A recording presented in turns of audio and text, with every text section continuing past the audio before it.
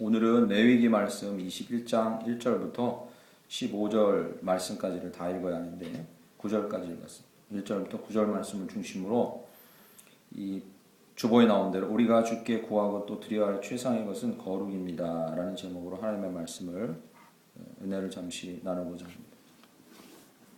사도 바울도 로마서에서 막 눈물로 이야기했듯이 이스라엘 백성을 바라보는 사도 바울의 심정은 너무나 안타까웠습니다. 이방인들에게는 예수가 들어가고 복음이 들어가서 모두 믿게 됐는데 믿는 사람이 많이 늘어났는데 당시에 유대인들은 한사코 예수를 거부하고 거역하고 그리고 목이 곧아서 회개하지 않는 모습을 보면서 사도 바울이 이들이 내 민족이 아닌가, 내 민족이 구원 얻는다면 내 목숨이 내 이름이 생명책에 지워져도 되겠다라는 안타까운 심정을 얘기합니다. 이스라엘 백성은 아직까지도 그렇습니다. 유대인들은 아직까지도 선민의식에 꼭 갇혀 있어서 물론 많은 사람들이 예수께로 돌아오고 있지만 아직도 그 선민의식에 똘똘 뭉쳐 있습니다. 선민의식은 이 배타성과 우월주의를 특징으로 합니다. 배타성이라 하면 다른 사람들보다 나는 다르다. 다른 사람과 나 섞일 수 없다는 거죠. 우리 민족도 그게 강하죠. 그죠? 그래서 유난히 우리 민족 안에 이민자가 별로 없고 섞이질 못하잖아요. 그죠? 유대인들은 그게 너무 강했습니다. 하나님이 우리를 택했고 나머지는 다 잉여 인간들이라는 거죠. 말하자면 그런 종류의 인간들이라고 취급하는 거죠. 자기 우월주의도 마찬가지입니다. 우리를 택해서 우리에게 복을 주셨고 우리를 통해서만 세상에 복이 흘러가기 때문에 우리 민족이 제일 최고의 민족이다. 안타깝게도 이러한 유대인들의 우월주의나 배타성 때문에 히틀러의 밥이 되곤 했죠. 대민족 학살의 타겟이 되기도 했죠. 그런데 하나님께서 이스라엘 백성을 이렇게 택하시고 그의 백성 삼으시고 그리고서 이스라엘 백성에게 배타성이나 우월주의에 빠져서 그 자만심으로 살라고 그들을 택한 것이 아닙니다. 이스라엘을 택했을 때는 그들을 다른 민족으로부터 세상으로부터 구분해 놓고 다른 존재로 살려고 하신 게 아니라 분명히 저희는 알아야 합니다. 구분한 게 아니라 구별해 놓으신 거죠. 그 안에서 섞여 살되 그러나 다른 모습으로 살아갈 것을 말씀하신 거죠. 그 안에서 같이 살되 그러나 뭔가는 특출하고 다른 모습으로 살아가길 원하셨던 것입니다. 그런데 이스라엘 백성은 하나님께서 이스라엘 백성에게 주신 이 엄중한 규례들, 레위기에 나와 있는 이 숱한 많은 규례들을 진심으로 지킬 생각은 점점 하지 않고 배타성과 우월주의만 빠진 거죠. 우리는 위대하다. 우리 민족은 하나님께 복받은 민족이다. 여기에만 계속 이 생각에만 빠졌던 거죠. 레위기라는 책은 저희가 올 초반에 좀 다뤘는데 그때는 10장 전으로 다루고 지금 다시 이 끝부분까지 다루게 됩니다. 새벽마다 다루고 있는데요. 이 레위기 책 전체를 이렇게 한마디로 말하면 이것은 하나님 앞에 어떻게 그 백성이 구별될까에 대한 책입니다. 물론 앞부분에 제사 얘기가 나오지만 제사 얘기는 앞에 일부분입니다. 책 전체를 놓고 보면 어떻게 그 백성이 구별될 것인가에 대한 책입니다. 오늘 본문 말씀에는 21장 1절부터 나오는 이 오늘 본문 말씀은 이 모든 열방의 모든 사람들 중에 이스라엘이 구별됐고 그리고 21장에는요. 그 구별된 이스라엘 백성 중에서도 제사를 위해서 또 구별된 제사장들을 얘기합니다. 그러니까 모든 세상의 사람 중에 이스라엘이 구별된 이야기가 레위기면 21장은 그 구별된 이스라엘 백성 중에서도 또 제사를 위해 구별된 제사장들에 대한 이야기입니다. 즉 구별돼서 또 구별된 너희는 정말로 세심하게 구별되라 이런 얘기를 하고 있는 거죠. 그런데 저희는 오해하시면 안 됩니다. 저희가 자랄 때는 이 지금 현대 시대의 목사가 예전에 구약의 제사장의 대를 잇는 존재들이다 이렇게 인식을 했는데 그렇지는 않습니다. 왜냐하면 베드로전서 그리고 예수 이후 시대에 예수님께서도 천명하시고 사도 바울도 천명하고 베드로 사도도 천명한 대로 누가 이 시대에 제사장 직분을 감당합니까? 모든 성도가. 그래서 성도들을 대상으로 하나님 말씀하시지 않습니까? 너희는 왕같은 족속이요 제사장들이라 말하지 않습니까? 그렇게 친다면 오늘 21장 말씀은 목사들한테 주시는 말씀이 아닌 거예요. 목사들에게만 주신 말씀이 아니라 이 세상 가운데 구별되고 그 가운데 또 구별된, 즉 구별되고 또 구별되기를 원하는 하나님의 마음이 온 성도들에게 주시는 말씀인 줄 믿습니다. 그러니까 저희들에게도 주시는 말씀, 이게 무슨 목사에게 주시는 다른 말씀이 아닌 거예요. 그런데 오늘 본문 말씀을 이 살펴보기 전에 그 핵심적인 말씀을 어디서 찾을 수 있냐면 6절에서 찾습니다. 오늘 설교는 6절을 중심으로 이루어지는데 그 구별되었다라는 단어를 다른 표현으로 쓰면 6절에 등장하는 이 거룩함입니다. 6절 보시면 그들이 하나님께 대하여 거룩하고 그들이 하나님의 이름을 욕되게 하지 말 것이며 그들은 여호와의 화제 곧 그들이 하나님의 음식을 드리는 자인즉 거룩할 것이라. 할렐루야. 아멘. 여러분은 하나님께서 우리를 택하시고 우리를 사람들 속에 살지만 구별되게 하셨다는 말을 들을 때 거룩이라는 단어를 떠올리셔야 되는 거죠. 같은 단어입니다. 우리를 구별하셨다.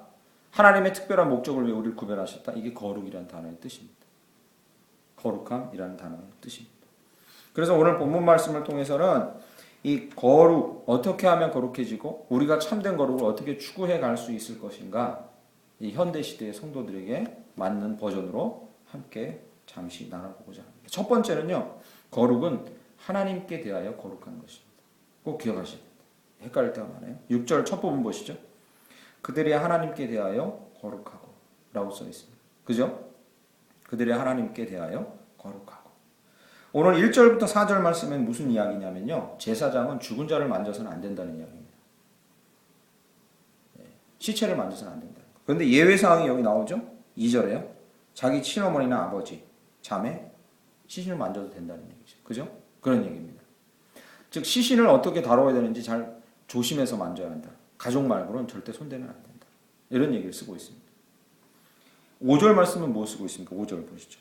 제사장들은 머리털을 깎아 대머리 같게 하지 말며 자기의 수염을 양쪽을 깎지 말며 살을 베지 말며. 제사장들에게 요구되는 규례가 하나 나와요. 이게 뭡니까?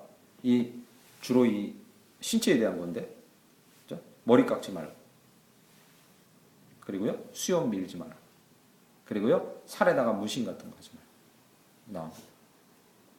그런데 오늘 본문 말씀의 1절부터 4절 이와 비슷한 이야기는요, 레위기 전체에 쫙 깔린 얘기예요. 레위기는 어딜 펴도 이런 얘기 나옵니다. 이렇게 하지 말고 저렇게 하지 말고. 근데 이런 이야기를 읽으시면서 사람들은 착각하게 됩니다. 이런 이야기가 쭉 나오다가 6절에 거룩이라는 단어가 등장하니까 거룩이라는 단어를 어디에다 갖다가 자꾸 붙이려고 하시냐면 눈에 보이는, 즉 사람들에게 보이는 그럴듯하게 신성한 모습, 그럴듯하게 좀 묘하고 신비스러운 모습, 거기다가 거룩이라는 단어를 자꾸 갖다 붙이려고 하는 거죠. 사실 거룩이라는 단어는요, 신성하다, 홀리, 거룩, 신성 이런 단어는 기독교에만 있는 단어가 아니에요. 타종교에도 다 있어요.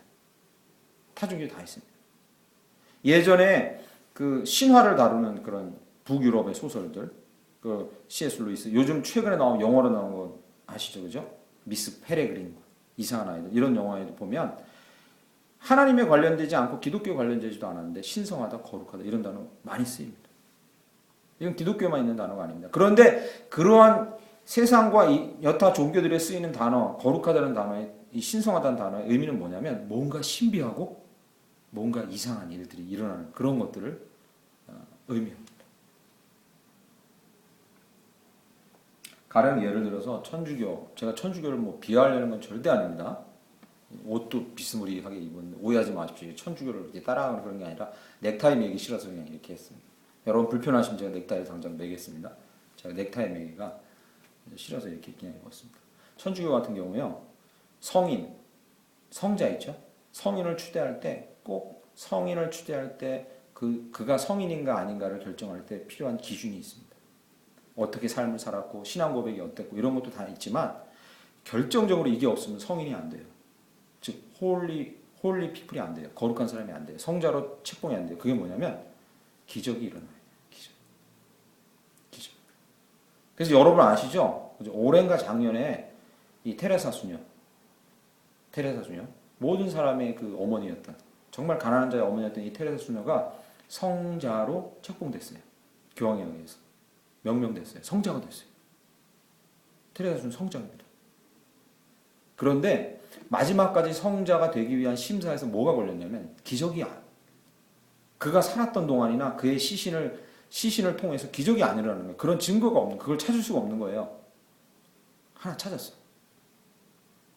교황청에서 찾은 거예요. 맨날 며칠 몇 시에 이 테레사 수녀가 참여하는 집회에 왔다가 어떤 사람이 병이 나왔다는, 기적같이 불치병이 나왔다는 기록을 찾아낸 거예요. 어렵게. 그래서 그걸 올려서 성자로 정해졌어요. 세상에서 얘기하는 거룩은 무엇이냐면 특이한 외적 양식, 기적. 그리고 겉으로 보기에도 대단히 홀리해 보이는 이런 것을 거룩하다고 얘기합니다. 심지어 저는 이 사람 언급 자꾸 해서 죄송한데요. 며칠 전에 BY 노래 부르다가 막 이렇게 성경 구절이 나오는 노래를 부르면서 막 분위기 잡으면서 뒤에서, 그러니까 아시는 분 계실 거예요. 신디를 연주하는데 주변이 다 까맣고 조명이 뒤에서 이렇게 후광처럼 쫙 뻗어나가는 모습으로 막 노래를 하니까 그 뒤에서 그걸 보고 있던 우리나라 래퍼들이 두 손을 모으면서 홀리해진다, 이렇게 거룩해진다고 이렇게 감탄을 하더라고요. 그 모습을 보고, 그 모습. 막 그런 가사가 나오고 막 빛이 쫙 비치니까 홀리해진다고 이렇게 막 감탄을 하더라고요. 그러나 하나님께서는 우리에게 말씀하십니다. 이 겉으로 보이는 외적인 양식은 거룩함의 기준이, 첫째 기준이 될 수 없다 얘기하십니다. 그리고 예수님께서요, 바리새인, 율법사, 사두개인들에게 계속해서 징계하시고 욕하시고 비난하신 게 뭡니까?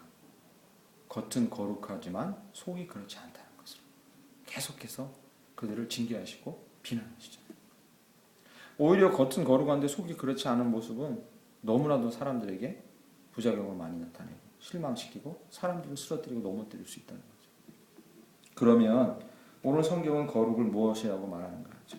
6절 첫 부분 여러분 절대 잊지 마셔야 합니다. 저도 잊지 말아야 되고 여러분 잊지 마셔야 합니다. 거룩은 하나님께 관련된 것입니다. 기억하십시오. 거룩은 하나님께 관련된 것입니다. 어떻게?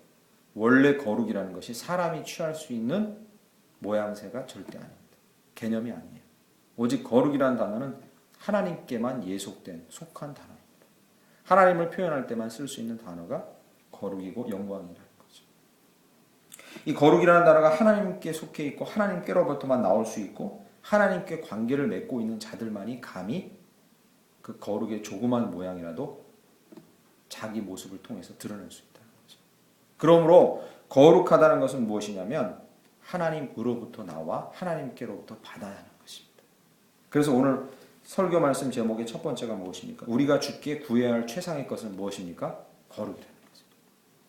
우리가 주님 앞에 나가서 주님과 친밀함을 쌓고 기도하고 하나님께 가까워지려고 하면서 우리가 계속해서 하나님께 구해야 될 최상의 것이 무엇이냐? 가장 중요한 게 뭐냐? 우리도 당신과 같이 거룩하게 하옵소서. 구해야 되는 것이지 우리가 노력을 쌓아서 올라갈 수는 없는 것이라는 거죠. 그렇게 할 수는 없는 겁니다. 하나님께 끊임없이 구해야 하는 것입니다. 다른 말로 하면요, 거룩한 사람이 누구입니까? 하나님께 가까이 있는 사람입니다. 자기 스스로는 절대 어떻게 거룩할 수가 없어요. 하나님께 좀 더 가까이 나아가려고 하고 하나님과 관계가 긴밀하고 하나님과 관계가 친밀한 사람이 가까운 것이지, 하나님께로부터 무엇을 덥석 받아 누리고 하나님과 관계가 소원한데도 자기 자체로 거룩의 빛을 발광할 수 있는 그런 존재는 없다는 거죠. 항상 하나님과 얼마나 거리가 가까우냐가 그가 거룩한가 아닌가를 결정하는 기준이랍니다. 거룩한 삶을 사실 간절히 축원합니다. 이것은 도덕적인 삶이라면 직접 관련이 없는 겁니다. 물론 거룩이 도덕적인 삶으로 드러납니다. 조금 이따 설명드릴 겁니다. 그러나 저희는 잊지 말아야 합니다. 자꾸 도덕적인 모양새, 윤리적인 모양새가 거룩하다고 하는 것에 대해서 속지 마셔야 합니다.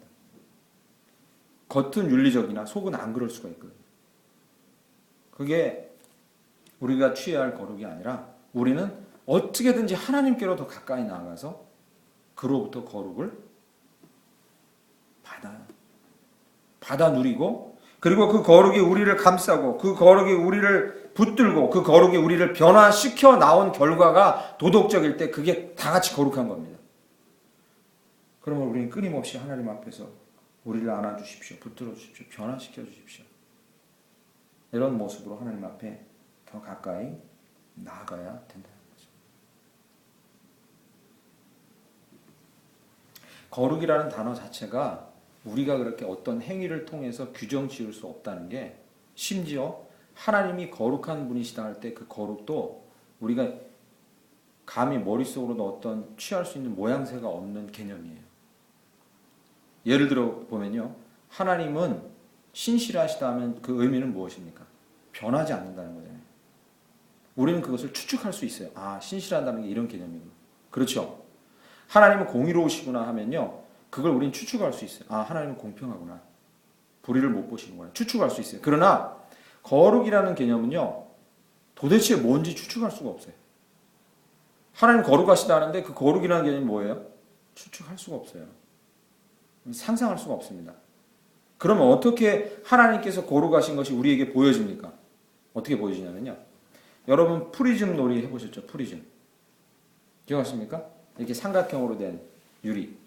그러면요. 프리즘을요. 빛이 이렇게 비쳐 들어오는 데다가 딱 갖다 놓으면 빛이 프리즘으로 들어갈 때는 빛 자체가 비치는 걸 우리가 실체를 볼 수가 없어요. 왜? 빛이 그냥 하얀색이니까. 공기 색깔이랑 똑같잖아요. 조금 차이가 난다면 약간 반짝 있다는 거죠. 그 빛이 들어가요.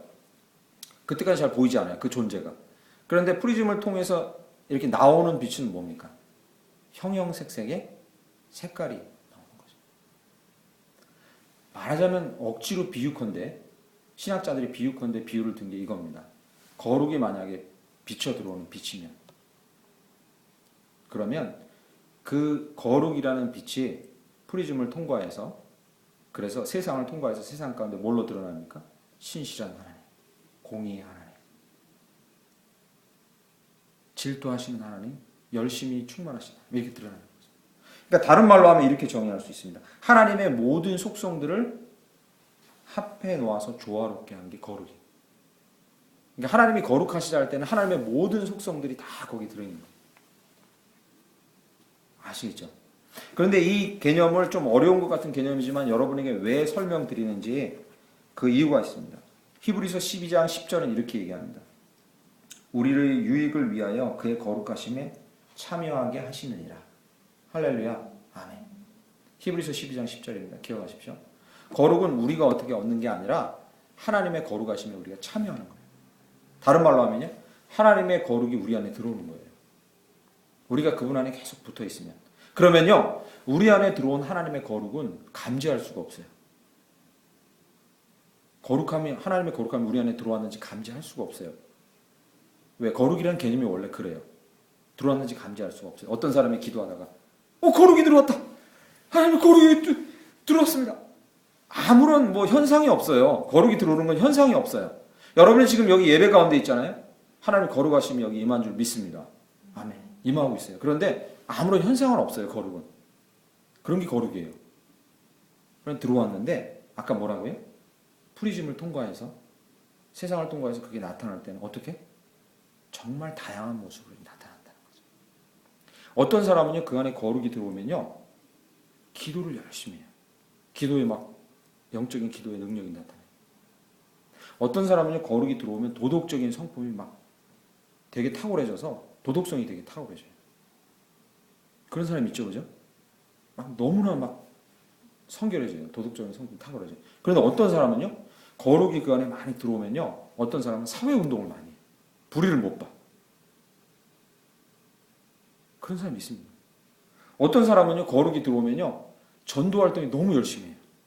제가 무슨 말씀 드리는지 아시겠죠? 거룩하다는 건 거룩이 우리 안에 들어올 때는 감지가 안 돼요. 그러나 뭘로? 그것이 나타날 때 보여준다. 정말 다양하게 나타나요. 그래서 우리는 이상하다. 교회 다니는데 쟤는 전도는 열심히 안 하고 정말 사회 나가서 무슨 사회운동하고 NGO 단체에 들어가고 거기서 열심히 그것만 해? 그것도 거룩일 수 있다는 거죠. 그것도 거룩한 삶일 수 있다는 거예요. 무슨 얘기인지 아시겠죠? 저는 제 목사 친구들이 여럿 있는데 그들에게 나타나는 이 거룩의 다양한 모습을 보고 요즘 참 많이 놀랍니다. 처음에 저희가 출발점 시작할 때는 대부분 비슷했어요. 기도생활 열심히 하고 신학 공부하고 처음에 비슷했어요. 전도사, 목사, 초년생. 근데 시간이 갈수록 그들 안에 들어간 하나님의 거룩이 어떤 모양새로 드러나는지가 너무 많이 차이가 나게끔 나타난다는 거예요. 물론 그들도 예배하고 목회를 하고 교회를 이렇게 섬기는데 각각 특징들이 다르다는 거예요. 그들은 모두가 거룩한 삶을 살고 있다고 제 마음에 보람이 있어요. 어떤 사람은요, 아예 사회운동과 비슷하게 목회를 해요. 목회를 하는데 교회에서 맨날 목사님 어디 가 있나 페이스북에 보면요, 광화문 가 있어. 그래서 세월호 이 희생자들 옆에서 맨날 있어요. 어떤 사람은 야, 네 아는 그 목사 사회운동하냐? 사회운동가로 변신했냐? 그런데 그게 거룩이 그에게 들어간 결과로 나타난 거예요. 어떤 분은요, 목회를 아예 접고 지금 책만 써. 교회 사역은 안 해요. 책만 써요. 저 사람은 목회를 벗어나서 잘못된 길로 간다. 이렇게 얘기할 수 있지만 그건 아니에요. 목양자가 없고 하나님이 목양자를 너에게 주지 않은 이 상황이, 그런 상황에 처해 있기 때문에 그는 거룩이 들어간 게 어디로 나온 거예요? 글을 써서 사람들에게 영적으로 도전을 주는 대로 나온 거예요.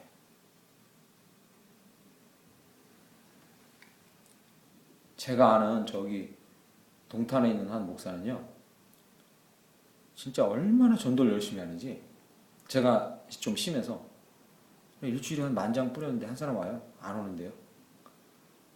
뭐 왜 합니까? 그 사람은 거룩이 들어갔는데 그가 밖에 나가서 외치고 전화를 하고 그렇게 나타나는 거예요. 아시겠죠? 그러면 저희는 마음 가운데 이러한 궁금증을 가져야 하고 생각해야 합니다. 뭐요? 아시겠죠? 그죠? 나에게 들어온 거룩은 과연 어떻게 지금 드러나고 있는가? 첫 번째 기억해야 할 겁니다. 여러분이 하나님께로 가까이 가려고 하면 할수록 반드시 여러분 안에 하나님의 거룩이 들어와요. 하나님의 거룩이 여러분을 감싸 안고 여러분을 지배하고 여러분을 변화시켜요. 그런데 문제는 그게 그냥은 절대 확인이 안 된다는 거죠. 여러분에게 다양한 방법으로 나타나는 여러분의 이 삶의 열매를 보고 여러분의 거룩이 어느 정도인가를 판단할 수 있을 뿐이라는 거죠. 그러므로 여러분이 거룩한 삶을 살기를 원하고 과연 나는 거룩한가를 판단할 때 여러분은 이것을 기억하셔야 합니다. 오늘 본문 말씀의 6장 1절에 21장 6절에 하나님께 대하여 거룩하라 라는 이 말은 다른 말로 바꾸면 이것입니다. 우리 주님 가르쳐 주신 기도 강해를 지금 듣고 있는데 하나님 이름이 거룩히 여김을 받으십시오 라는 이 기도는 이 기도와 똑같은 거예요. 우리를 사용해 주십시오 라는 기도랑 똑같은 거예요. 하나님의 거룩이 내 안에 들어왔다면 이제 우리를 사용해 달라는 이 기도랑 똑같은 거예요. 왜? 거룩은 각각 다양한 모습으로 드러나는데 우리 삶의 현장에서 드러날 수밖에 없기 때문에 나를 사용해 달라는 적극적인 고백과 나를 드리는 것이 없이는 거룩이 드러날 수 없다는 거죠. 아시겠죠? 그래서 오늘 본문 말씀에 거룩과 관련해서 두 번째 개념이 등장하는 겁니다. 그래서 자연스럽게 등장하는 거예요. 보시죠. 6절에 그들의 하나님께 대하여 거룩하고 그들의 하나님의 이름을 욕되게 하지 말 것이며 그들은 여호와의 화제 곧 그들의 하나님의 음식을 뭐하는? 드리는 자인즉 거룩할 것이라. 8절에 다시 한번 반복됩니다. 너는 그를 거룩히 여기라. 그는 내 하나님의 음식을 드림이니라. 너는 그를 거룩히 여기라. 왜 드림이라는 단어가 두 번이나 거룩과 관련해서 쓰이냐면 이것은 당연한 겁니다. 이제까지 살펴봤던 대로 하나님의 거룩이 우리 안에 들어오고 우리가 하나님과 친밀해져서 하나님의 거룩이 우리 안에 들어올수록 아무리 들어와도 그것은 확인되지 않지만 단 한 가지 확인하는 방법이 있어요. 나는 거룩한 삶을 살고 있는 걸 확인하는 방법이 있어요.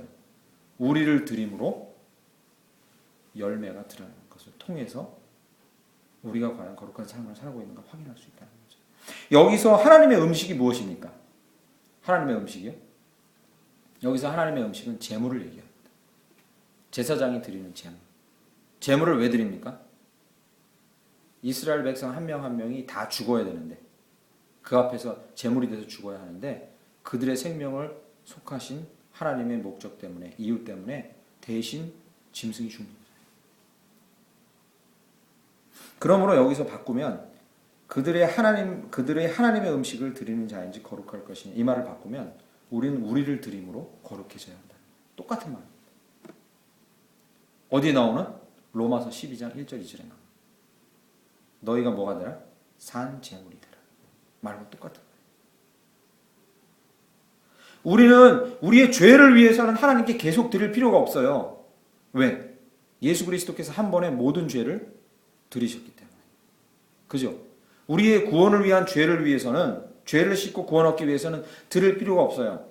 예수님께서 그것을 완성하셨어요. 그러나 저희는 기억해야 합니다. 거룩을 생각할 때 우리는 계속 하나님께 드려야 돼요. 뭐를? 우리를 드려야 됩니다. 우리를 드려야 돼요.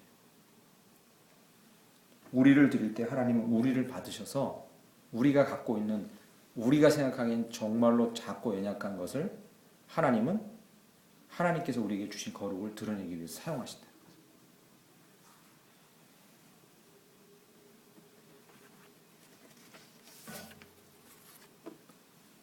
제가 엊그저께 이 말씀 묵상하다가 새벽에 쓴 일기를 하나 성도들과 나눴는데, 그 일기는 이렇습니다. 여기 계신 분이 대부분 없어서, 그때 없었기 때문에 다시 나누면, 저는 그때 일기를 쓰면서 이 거룩이라는 단어를 계속 생각하면서 이 단어가 계속 떠오르고 하나님 마음에 담아주신 것을, 이 막 마음이 요동치는 것을 감당할 수가 없더라고요. 아, 내가 그렇게 살지 않았기 때문에 내가 좀 더 거룩한 목사가 되지 못했구나. 이렇게 반성이 많이 됐습니다. 내가 기도를 10시간 못했기 때문에 거룩한 목사가 아니고, 된 게 아니고, 되지 못한 게 아니고, 내가 좀 더 많은 성도를 목양하는 목사가 되지 못했기 때문에 거룩한 목사가 되지 못한 게 아닌 거죠. 그게 아니었더라고요. 그게 아니라 거룩이라는 단어를 생각할 때 여러분은 던진다는 단어를 꼭 생각하셔요. 제가 그때 떠오른 단어가 하나님 제 마음에 주신 단어, 던져야 한다라는 단어죠. 내 안에, 제 안에 거룩이 아무리 많이 들어와 있어도 제가 제 자신을 하나님께 던지고, 제 삶의 환경에 던지고, 성령이 감동 주시는데 제 자신을 과감하게 던지지 않으면 거룩이 드러날 수가 없다는 거죠. 거룩은 우리 안에 쌓인 것으로 드러나질 않아요. 하나님이 아무리 부어주셔도 그것으로 거룩이 드러나지 않아요. 열매 맺지 않아요. 단 한 가지 경우를 통해서 드러나요. 여기 6절 말씀에 드리고 던질 때, 하나님께 그것을 드리고 세상 가운데 그것을 던질 때 그 거룩이 드러나는 거죠.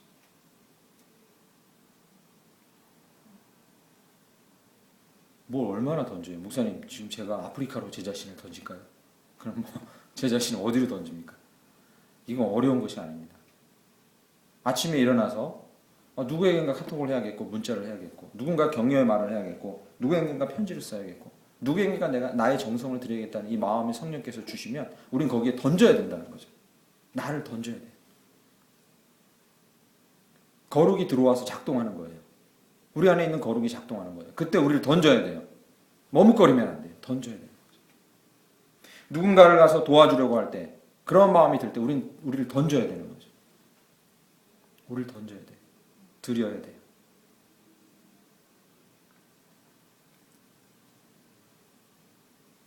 그렇게 우리를 드릴 때 하나님은 우리를 사용하실 뿐만 아니라 우리에게 약속하신 또 한 가지가 있어요. 그게 무엇이냐면요, 정말로 감사한 건데, 우리가 할 수 있는 것보다 많이 높이신다. 할렐루야. 아멘. 이 정말 감사한 거예요. 우리가 가진 게 너무 적은데요. 우린 별반 가진 게 없는데요. 오병이어를 가져온 아이처럼. 우리 가진 게 별반 없는데요. 그러나 그것을 드리고 던질 때 하나님께서는 우리에게 열매를 주실 뿐만 아니라 우리를 높여주십니다. 정말로 우리를 높여주신다. 션과 혜영, 엊그저께는 또 SNS에 이제 막 그런 거 막 들이파가지고 막 밝혀내기 좋아하는 사람은 기성용과 한혜진 보셨습니까? 기성용 얼마 전에 국가대표 경기 있었잖아요. 그때 멋있게 첫 골 넣었습니다. 정말 멋있게. 막 거기 경기장에 경기 보러 온 한혜진이 막 포커스가 잡히면서 막 안타까운 모습, 기뻐하는 모습 잡히면서 그 밑에 이제 기성용과 한혜진은 어떻게 사나 하고 추적하던 사람들이 그들의 삶을 보고 또 기사를 쭉 올려놨어요. 하루 3번 주님을 향해서 다니엘이 하듯이 기도한대요. 집에서. 뭐 저도 알고 싶어 하는 게 아닙니다. 굳이 뭐 연예인들 기록해가지고 제가 뭐 목사가 뭐 알고 싶어서 그런 게 아니에요. 알고 싶지 않은데 누가 자꾸 올려, 페이스북에다 친구들이.